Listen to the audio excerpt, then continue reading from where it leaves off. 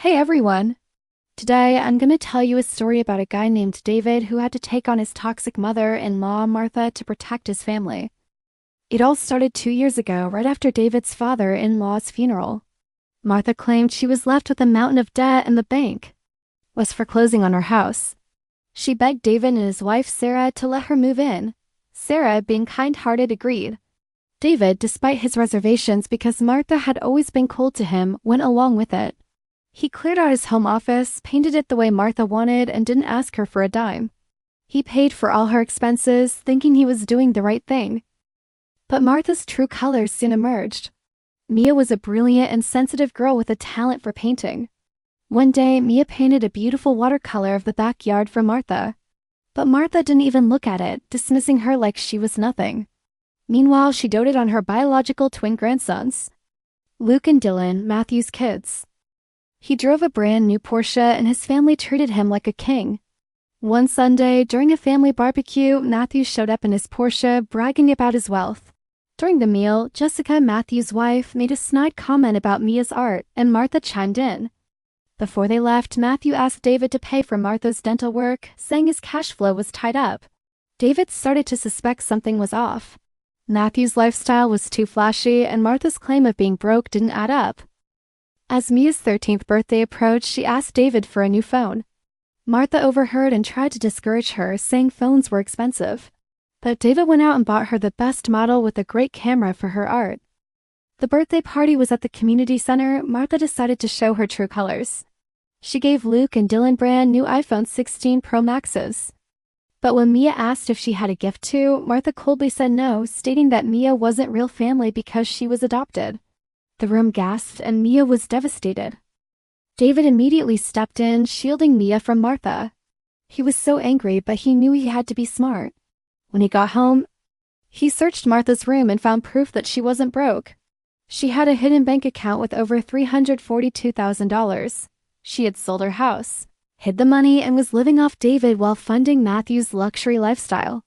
He also found a digital voice recorder with a recording of Martha and Matthew plotting to frame him for hiding assets, force Sarah to divorce him, and steal their house. At first, Sarah was in denial, but as she saw the bank statements and heard the recording, she realized the truth. She was furious and decided to stand with David. David then made a plan. He called Julian, the CEO of Vanguard Capital, where Matthew worked. David's private equity firm was the majority stakeholder in Matthew's division, a fact he had kept hidden. He also called his lawyer, Carter, to draw up an eviction notice for Martha.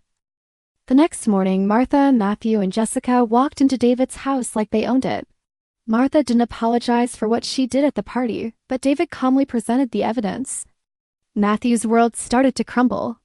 Julian fired him on the spot, and Carter informed him he owed Vanguard $200,000. Dylan, Matthew's son, showed some integrity. He heard the commotion, came downstairs, and rejected the iPhone Martha gave him, saying he didn't want to be part of a family that treated Mia badly. David then revealed to Matthew that he was the one who owned his division. Matthew was shocked and realized his entire life was a lie. Jessica was furious at Matthew and threatened divorce. David handed Martha the eviction notice, giving her 24 hours to leave. Martha tried to manipulate Sarah, but Sarah was done with her. Martha was left with no choice but to pack her bags. The next 24 hours were chaotic for Martha. Matthew and Jessica fought, and Matthew couldn't help her. She tried to get David to call her an Uber, but he refused. Eventually, she hired a private car service and left. After she left, David and Sarah transformed the guest room into an art studio for Mia. They painted the walls, bought her art supplies, and made it a creative sanctuary. Mia's confidence soared. She started painting more, her grades improved, and she invited friends over. 6 months later, their lives had changed completely. Sarah started therapy to deal with the emotional manipulation from her mother. Mia's art blossomed, and she won first place in a district-wide art exhibition with a painting called Deep Roots. Carter gave David updates on Matthew and Martha. Matthew couldn't pay back the money he owed, Jessica filed for divorce, and he was working at a much lower-paying job. Martha had spent most of her money on Matthew's legal fees and luxury hotels.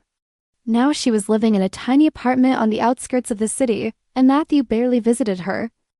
At the art exhibition, Dylan showed up to support Mia. He apologized for his family's behavior, and Mia forgave him. The two of them walked around the gallery together. Mia gave a speech at the exhibition, thanking David for protecting her. David realized that standing up to Martha was the best thing he could have done for his family. So to anyone dealing with toxic family members, remember, you have the right to protect your family and your home.